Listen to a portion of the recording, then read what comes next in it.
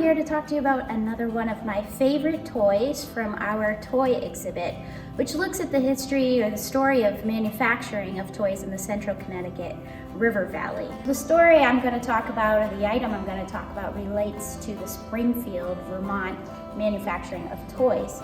So you may have heard that in the colonial era, in the 18th century, children didn't have a lot of free time to play with toys. And we didn't think of children in the same way that maybe we do today. Children were little adults and they were working quite a bit of the time throughout the days with little free time to play.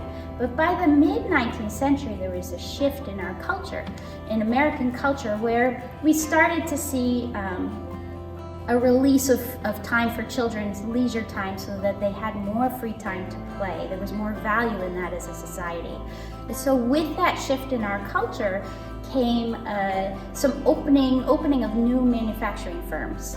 So along the central Connecticut River Valley, one of the earliest toy manufacturing firms was Ellis, Britton, and Eaton in Springfield, Vermont.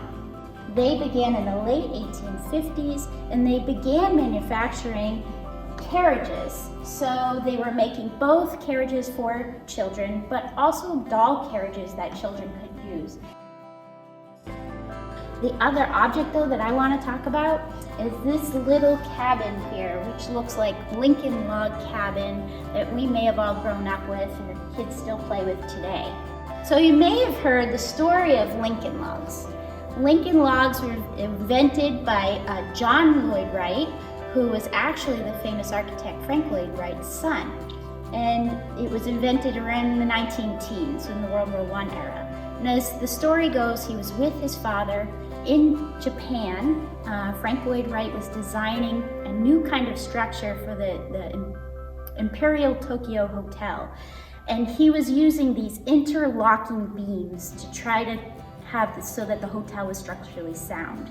And in earthquake then, it would be a building that was structurally sound. So taking from that design idea, his son John started playing around with these interlocking beams and created a toy so that children could make rustic little cabins. And so for him, in the height of World War I and American patriotism high, he could say, you know, let children have these toys where we can harken back to the old days. So you could build Uncle Tom's Cabin. So there were instructions for building Uncle Tom's Cabin. There were also instructions for building the Kentucky boyhood home of Abraham Lincoln. So they became known as Lincoln logs, became a very popular toy. There was a resurgence of Lincoln logs even into the 1950s with the rise in Western television shows and films and Davy Crockett, King of the Wild Frontier. Kids were really interested in using toys where they could build their own wild frontier, building log cabins. So Lincoln logs have been part of our history.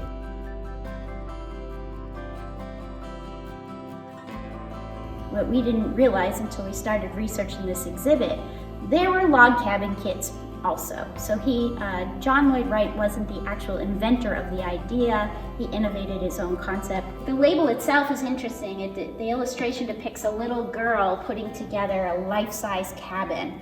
We initially saw this ad and were very anxious and excited to try to find an example of one. And when Springfield, Vermont Historical Society said they actually had one, we were super excited.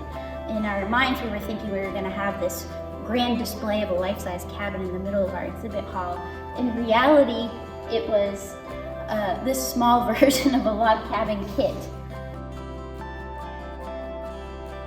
The other thing about this, which is funny and you don't know until you're putting together an exhibit, is that our director, Alan Rumrell, put this together and then promptly warned me, don't even touch it. And I said, I wouldn't touch it, it's on display, fine. But then I realized I wanted to put some fabric underneath the case and I touched it. And the whole thing fell apart. And it took me a full day to try to get all of the pieces back up and together. So it's another thing you can imagine, parents maybe helping their kids put this log cabin kit together and then warning them that they better not play with it or better not touch it, is what I can imagine.